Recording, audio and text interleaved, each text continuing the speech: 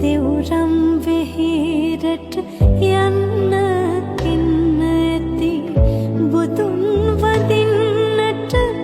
ඒ කාලේ නිවන් දකින්නට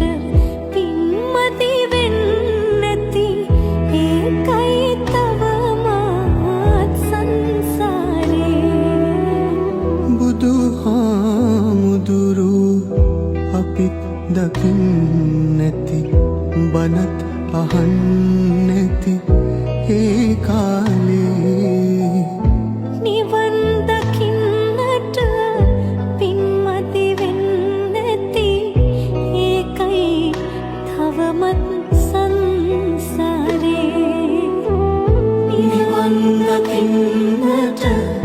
පින්මති වෙන්න ඇති ඒකයි තවමත්